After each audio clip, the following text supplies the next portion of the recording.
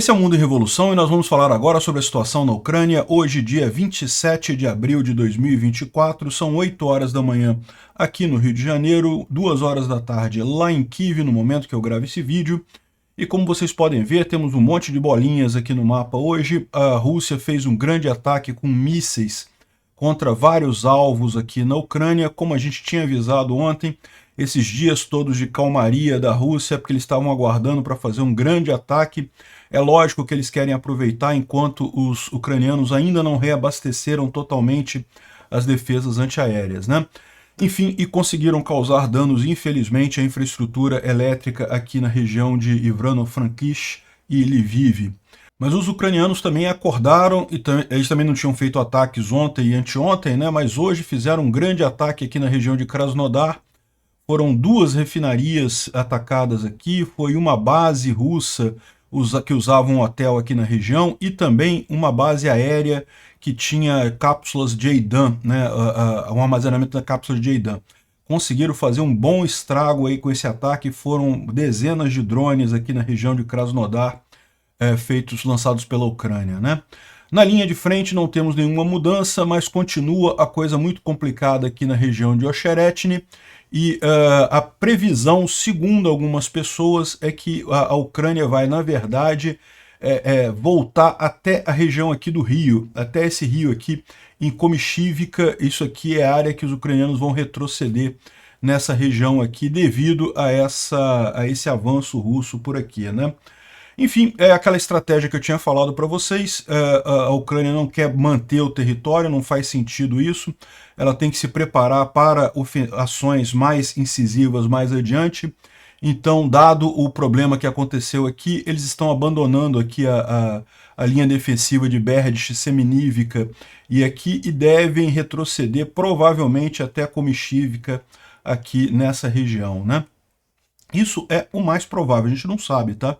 Como nós falamos, o breakthrough foi evitado, mas erro tem custo, né? E o custo deve ser justamente ter que ceder nessa linha defensiva aqui, mais para posições mais bem preparadas por aqui, né? Uma curiosidade que as pessoas estão apontando é que os russos pararam de tentar associar aquele ataque no Crocus City Hall com os ucranianos, né? A mídia russa continua falando sobre as investigações, sobre os terroristas e coisa e tal, mas não falam mais sobre associação com a Ucrânia nisso daí. Isso é uma coisa muito curiosa. A impressão que dá é que a propaganda russa realmente falhou até dentro da própria Rússia, né? A propaganda russa já é tida como uma grande falha nessa guerra no mundo todo, né? Eles esperavam que o mundo não fosse intervir nessa guerra devido à capacidade da Rússia de fazer fake news e coisa e tal, e acabou que não se mostrou tão forte assim essa capacidade. Aqui no Brasil ainda tem um monte de gente que leva a Rússia a sério, mas na Europa e nos Estados Unidos ninguém levou a sério esse negócio. Então foi uma falha russa, mas imaginava-se que dentro do próprio país a propaganda deles ainda tivesse um efeito muito grande, né? E essa tentativa de ligar o Crocus City Hall com a Ucrânia nunca teve nenhuma base isso, né? Mas a propaganda era essa, né? Isso era interessante para o Kremlin, era interessante para o Putin, e simplesmente saiu do noticiário. Eles continuam anunciando as investigações, mas não falam mais da Ucrânia nisso daí.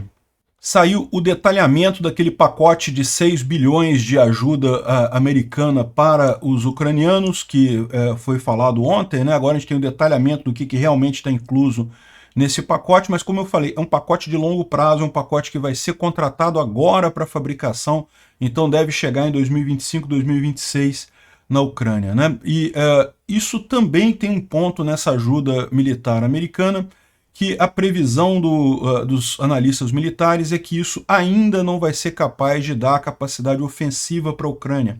Essa ajuda vai permitir que a Ucrânia mantenha a defesa aqui na linha de frente, mas ela não vai ter capacidade ainda de fazer ofensivas ainda em 2024, ou seja, a expectativa continua sendo que em 2024 a Ucrânia vai tentar parar o avanço russo. 2025 é que deve ter novamente algum avanço, alguma ofensiva efetiva do exército ucraniano. Vamos aguardar, né? E temos que falar, infelizmente, do Lula fazendo merda novamente. O Palácio Planalto botou sigilo numa correspondência diplomática entre Brasil e Rússia, alegando dado pessoal. Isso é um absurdo. Não é dado pessoal, isso aí é diplomacia do país, né? E além disso, o Celso Amorim foi lá em São Petersburgo no encontro do CSTO, que é a OTAN da Rússia e coisa e tal, e falou que a culpa da guerra é da OTAN. Eu vou te falar uma coisa, é muito triste esse governo que a gente está sofrendo aqui no Brasil. Vamos falar sobre essas e outras notícias em detalhes. Essas notícias foram sugeridas por Minarquistão, Peter e Dilma na banheira do Gugu e várias outras pessoas. Obrigado aí ao pessoal que sugeriu as notícias lá no nosso site, no wrevolving.com. E obrigado a você que está assistindo o nosso vídeo. Se você gosta do nosso conteúdo, por favor, deixa o seu like e se inscreva aqui no canal, né?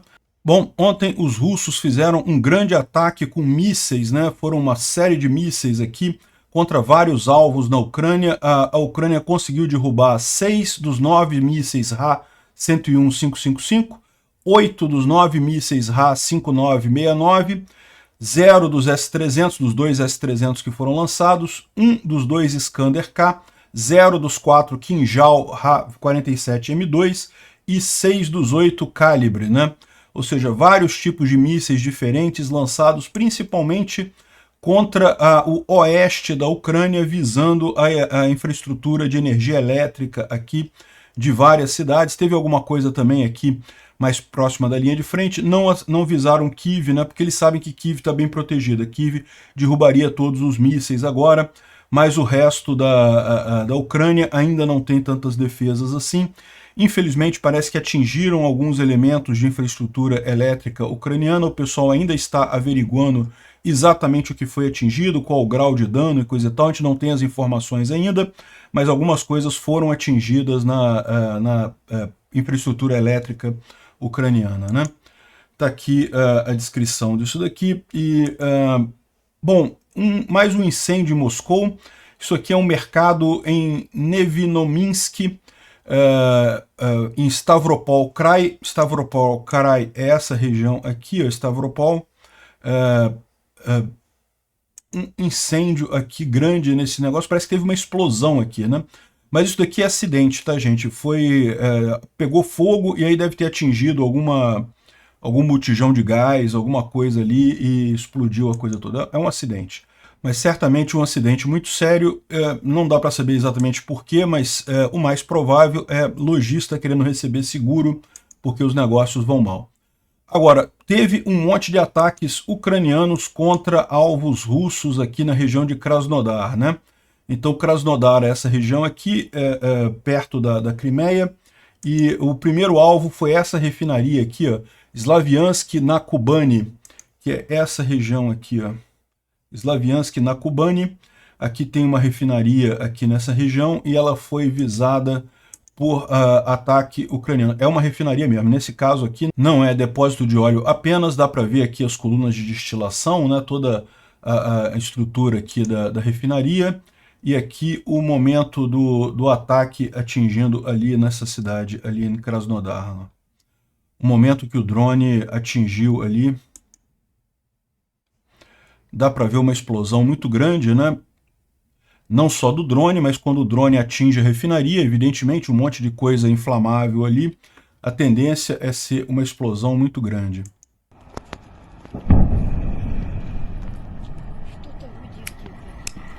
Aqui outra imagem da região, dá para ver as explosões ali.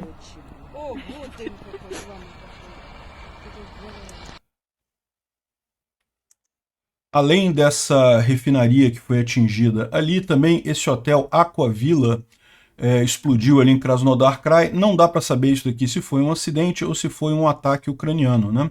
Esse tipo de hotel é muito usado pelos russos para alojamento de tropas. É possível que fossem tropas a caminho da Ucrânia e que teria sido atingido isso daqui, ou então pode ser um acidente também. Bom, agora aqui a gente tem o Kurshonavskaya Airfield, o campo de pouso de Kurshonavskaya, né? Ali tinha um armazém com bombas planadoras, aquelas bombas planadoras que os russos têm usado muito contra os ucranianos. Essas bombas planadoras realmente são um problema, têm dificultado a situação ali no campo de batalha. Os ucranianos descobriram que os russos estavam armazenando esse material nesse armazém, nessa base aérea, e destruíram totalmente a base aérea. Parece que teve aqui uma foi uma explosão muito grande, né? Destruiu completamente ali o depósito dos russos desse tipo de armamento, né? Deixa eu tocar o vídeo aqui para ver se tem alguma... Dá para ver aqui só os bombeiros fazendo rescaldo, né? Já tinham apagado o fogo aqui, isso deve ser hoje de manhã. Esse ataque ucraniano contra esse depósito aconteceu de ontem para hoje, e hoje cedo estavam fazendo rescaldo aqui, né?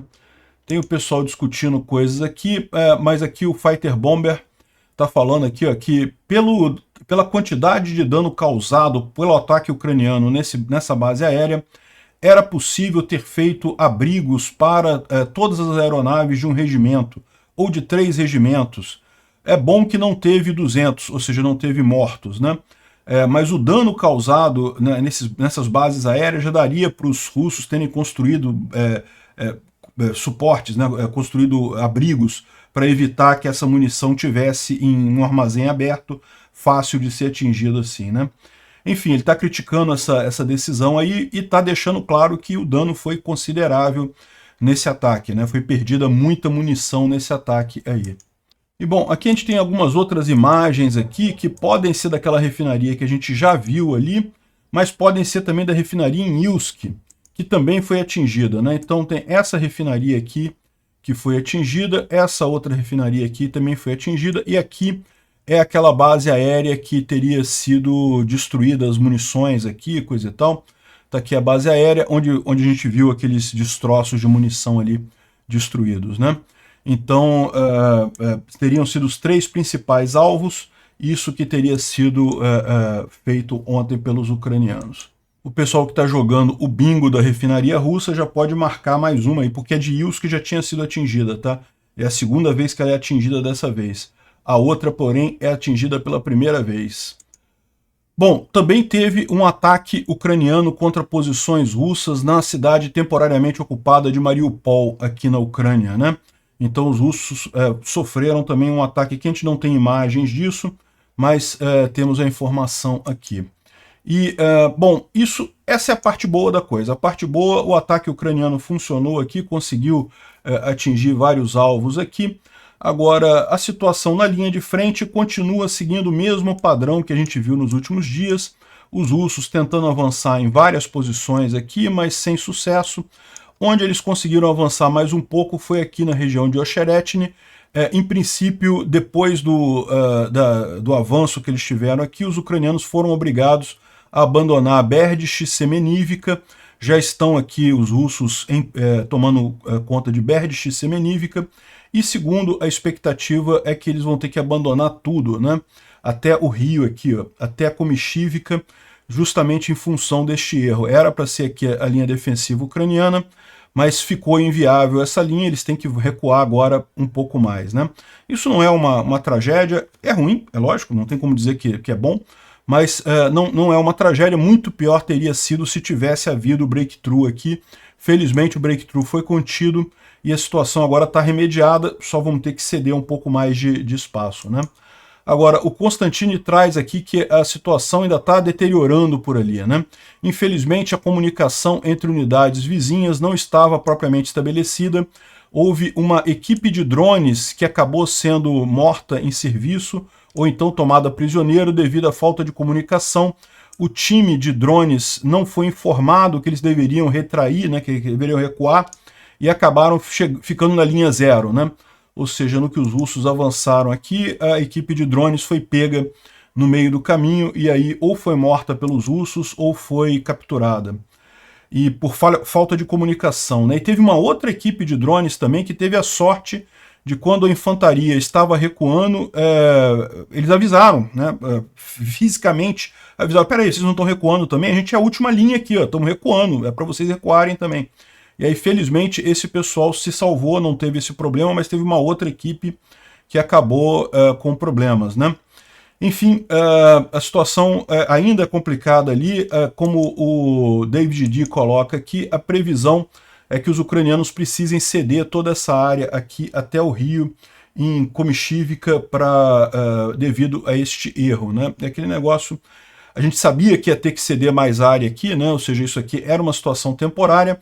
A única diferença agora é que os ucranianos estão cedendo de forma ordenada, estão recuando de forma ordenada aqui em Komishivka. Komishivka, essa região toda aqui, para quem não se tocou, é a Avdiivka ainda, tá? A Avdiivka, os ucranianos cederam. Originalmente planejavam fazer a linha defensiva em Berdych, Semenivka, aqui nessa região, e só que com a falha em Ocheretny acabaram precisando recuar mais ainda, vão ter que ceder Berdych, Semenivka e provavelmente fazer essa linha aqui em Komishivka mais para cá, né? Então, um recuo de 25 km no total não é um recuo pequeno. Infelizmente, devido a esse tipo de erro, não tenho o que dizer, né? Bom, aqui tem os mapas do Poulet-Volant, mostrando os desdobramentos aqui, né? Basicamente, Semenivka já está nas mãos dos russos, a cidade, inclusive as fortificações que os ucranianos tinham a oeste da cidade também já foram tomadas pelos russos. Berdych também já foi entregue. Solovyov também, Ocheretny, agora provavelmente essa linha está recuando aqui para o Rio, como a gente falou, né? Já estão todas as brigadas ucranianas trabalhando nesse processo de retirada aqui, de recuo, pelo menos é recuo planejado, né? Aqui em Ocheretny houve alguma recuperação ucraniana aqui de área que havia sido abandonada, então pelo menos minimizou aqui problemas eventualmente nessa área, né? Novokalinov também, como tem esse saliente russo aqui, é possível que também os ucranianos tenham que recuar aqui de Novokalinov, voltando aqui para a região de Arkhangelsk, ou seja, vão ter que recuar aqui também, né?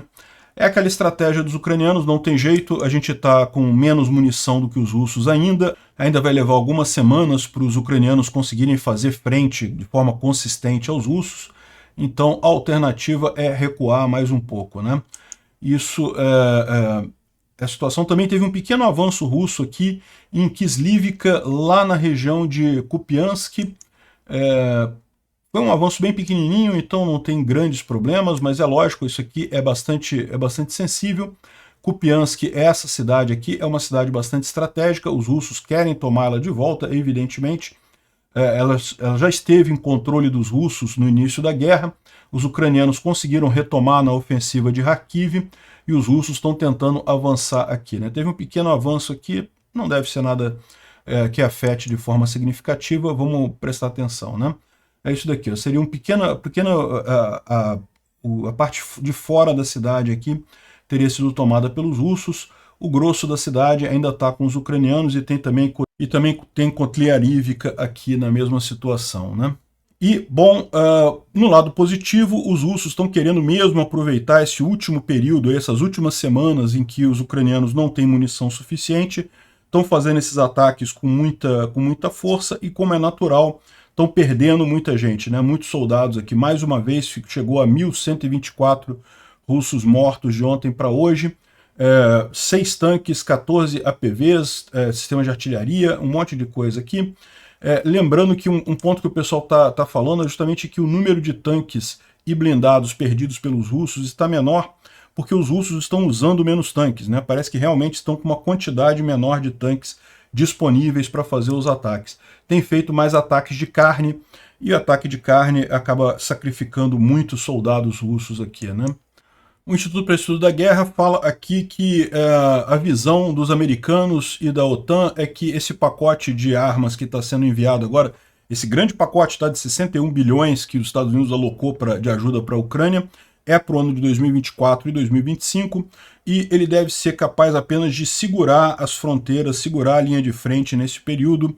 Ainda vai ser necessário mais pacotes para fazer a frente a uma ofensiva ucraniana ao longo do ano que vem, né? Então, o que eles estão dizendo aqui, basicamente isso. A gente vai falar um pouco mais sobre isso daí, mas a perspectiva, a gente já tinha avisado, era essa, que a Ucrânia, esse ano de 2024, não deve fazer nenhuma ofensiva, ela deve apenas tentar segurar o máximo possível para fazer uma ofensiva mais decisiva ano que vem, né? Uma coisa curiosa, né, o Astra Intel está lembrando aqui que vocês repararam como os propagandistas russos, de repente, pararam de tentar ligar o Crocus City Hall à Ucrânia, né? Lá na televisão russa isso ficou muito evidente, né? Porque todo dia eles falavam sobre o caso do Crocus City Hall, tentando associar isso ao Zelensky, tentando associar isso à Ucrânia e coisa e tal. Era a maneira que o Putin tinha de tentar aproveitar o caso para objetivos de propaganda dele, né? Só que parece que não colou. Mesmo na Rússia não colou. Isso é impressionante, porque a propaganda russa na Rússia é muito mais forte que a propaganda russa fora da Rússia, né?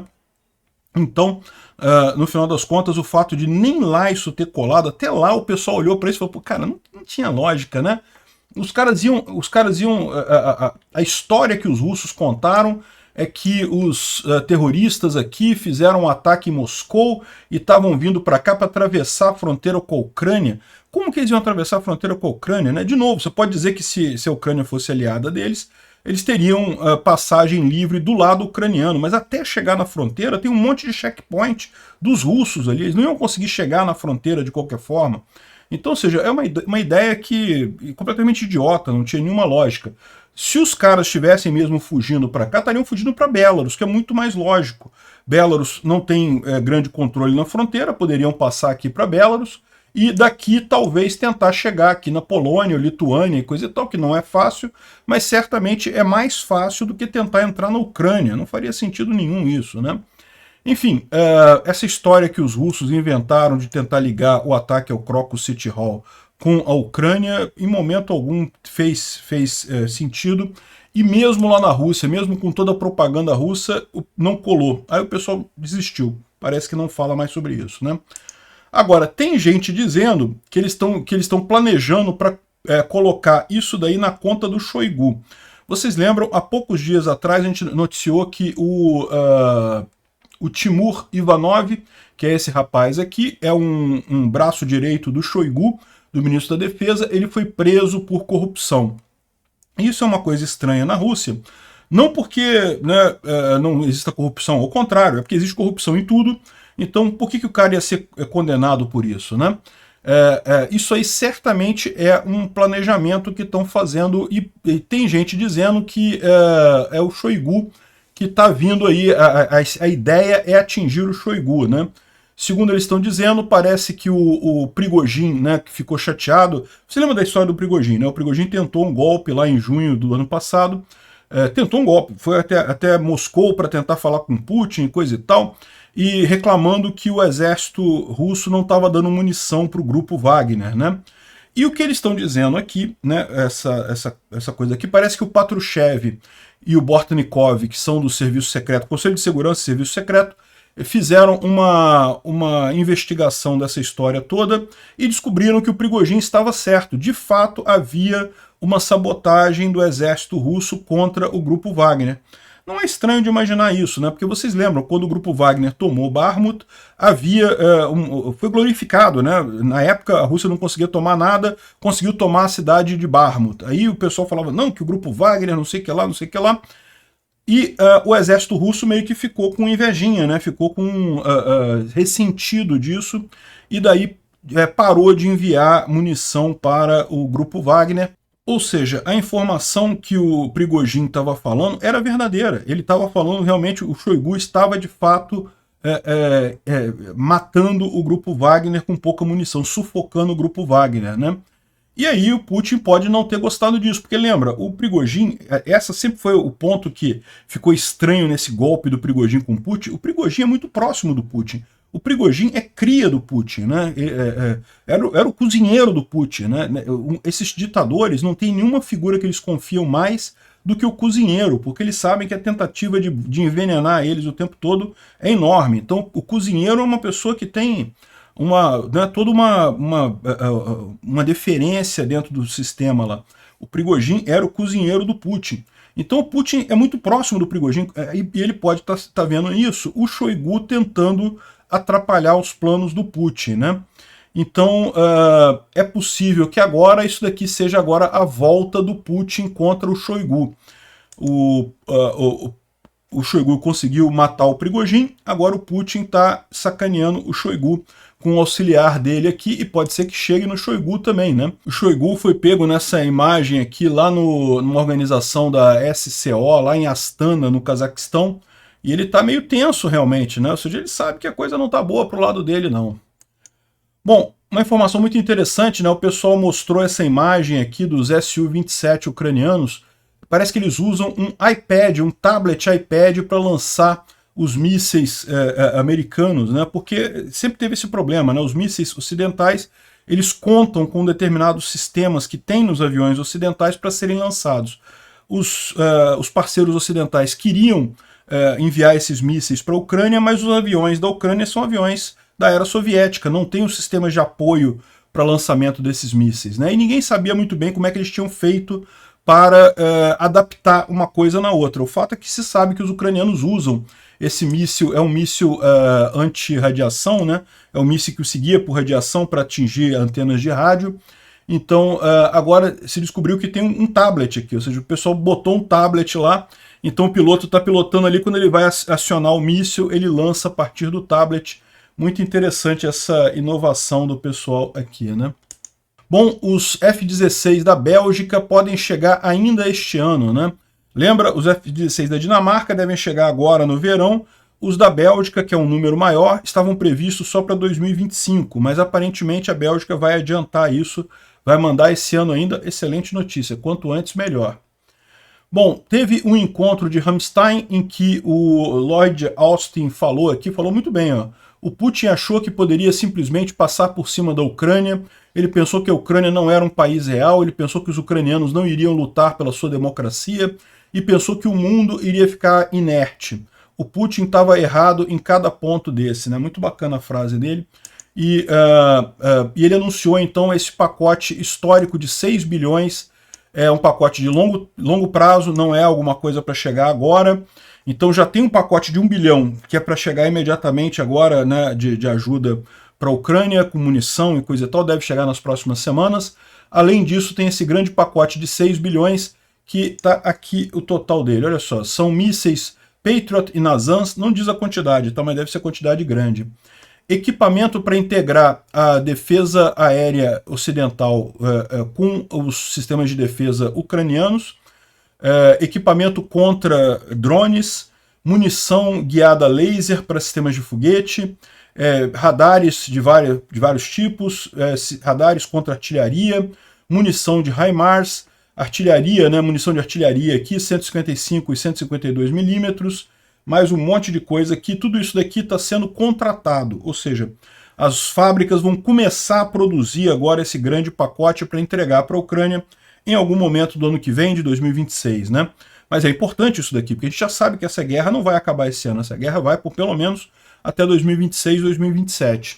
O Zelensky falou também nesse encontro de Ramstein, falou por videoconferência e falou que a Ucrânia está formando novas brigadas para fortalecer as posições. A gente sabe que já começou o processo de recrutamento lá na Ucrânia agora. A Ucrânia vai formar novas brigadas e pediu aos aliados para investir em projetos conjuntos para aumentar a defesa, a produção de material de defesa e armas domésticas, né? Ou seja, o Zelensky sabe que é importante a Ucrânia ter a produção própria dessas armas, não ficar tão dependente do Ocidente, porque um soluço político qualquer no Ocidente, nos Estados Unidos ou na Europa, pode acabar prejudicando a Ucrânia. A Ucrânia não pode se dar ao luxo de ficar dependendo da ajuda ocidental apenas, né? Lógico que a ajuda ocidental sempre vai ser importante, mas ter produção própria de munição é muito, muito importante também, é fundamental nessa guerra, né? E aqui o Jack Detch, ele fala sobre um artigo da Político, em que eles avisam justamente a questão do aumento de produção de munição, né? E daí o que eles falam é isso, né? Que o Ocidente está começando a crescer agora a produção de munição. A expectativa é que esse ano os ucranianos vão receber munição e coisa e tal, mas vai ser aquele número mínimo para se manter na defesa, não vai ter munição suficiente para fazerem operações ofensivas. A ideia aqui é que apenas em 2025, talvez, dependendo da situação, os ucranianos consigam fazer alguma coisa ofensiva lá, né? A expectativa é que no início de 2025 os Estados Unidos e a Europa já estarão produzindo projéteis de artilharia numa escala suficiente para permitir que os ucranianos coloquem o pé no fronte de novo, né? Bom, é isso daí, não tem nada bonito nessa guerra, é difícil mesmo, vai demorar, mas vamos chegar lá, vamos sair do outro lado. Agora, o lado ruim dessa história é o governo brasileiro, que continua fazendo uma lambança atrás da outra. O pinguço mor da nação está impondo sigilo sobre uma carta que ele mandou ao Putin, congratulando o Putin pela vitória nas eleições, né? A gente já sabe que o Lula adora essas eleições fake, né, essas eleições de mentirinha. Está dizendo a Venezuela que agora, além de incapacitar a principal opositora, tirou mais 5 candidatos da oposição da eleição. Não, ele está tranquilo, temos que deixar a eleição correr, vai ser eleição justa. Como que vai ser eleição justa se estão tirando todos os candidatos da oposição? Não existe eleição justa desse jeito, né? Mas é aquele negócio, a mesma coisa que estão fazendo aqui no Brasil, né? Estão tirando o Bolsonaro, o principal opositor ao Lula em 2026, está inelegível também, o Lula não pode criticar, né? Estão fazendo aqui a mesma coisa que fazem lá na Venezuela. E o Lula mandou essa carta para o Putin e botou sigilo, né? Alegando que é coisa pessoal, dados pessoais, o que é falso, né? Isso aqui, evidentemente, é uma coisa de interesse brasileiro, é diplomacia brasileira. Dados pessoais, de fato, devem ter sigilo de 100 anos. Aliás, vocês lembram quando o Lula, na época da campanha, falava que não, que negócio de sigilo de 100 anos, que não tem que ter isso não, que sigilo de 100 anos, não sei o que lá, é errado. Eu avisava na época, o Bolsonaro botou sigilo de 100 anos naquelas informações que estavam lá, porque eram informações pessoais de fato, pela LGPD, tem que obrigatoriamente ter sigilo de 100 anos. Mas esse caso aqui não é informação pessoal. O Lula está alegando que é informação pessoal, mas não é. Isso é coisa diplomática, é a relação do Brasil com a Rússia. Então, aqui ó, sigilo de correspondência, que lorota é essa, né? Vida privada e intimidade do presidente, ou seja, é porque esse daí deve ser uma carta com tanta submissão do Lula pro Putin que deve ficar até com vergonha de mostrar isso, né? Para que ninguém tenha dúvida, tá o idiota do Celso Amorim, que até hoje ninguém... Cara, esse cara, ele não tem cargo no governo brasileiro, vocês sabiam disso? Ele não tem cargo no governo brasileiro. Ele é amigo do Lula. E aí parece que a diplomacia brasileira toda, estão todos os diplomatas brasileiros lá com seus cargos e coisa e tal, mas quem faz a diplomacia de verdade é um cara que o Lula pegou ali, botou para fazer as coisas, e o cara não tem posição no governo nenhuma, e ele tá lá em São Petersburgo falando que a culpa é da OTAN. A culpa da guerra é da OTAN, e que a OTAN que está cometendo crimes de guerra e não sei o que lá. Eu vou te falar uma coisa, cara, é muita revolta isso. Eu falei pra vocês, eu avisei todo mundo. Bolsonaro estava errando nesse caso também, estava errando, estava ficando do lado do Putin. Mas o Lula seria muito pior. Eu avisei antes da eleição isso.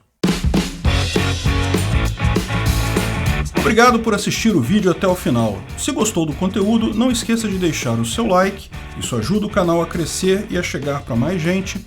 Se não gostou, deixe o dislike e explique nos comentários como podemos melhorar. Comente também sugestões de temas que podemos trazer por aqui. Comentários insultuosos ou defendendo ditaduras e criminosos de guerra serão sumariamente bloqueados. Agradeço a compreensão. Se ainda não é inscrito no canal, considere se inscrever clicando no botão inscrever-se abaixo e marcando a campainha para todos os avisos. Se quiser ajudar o canal, veja no nosso site como você pode fazer isso.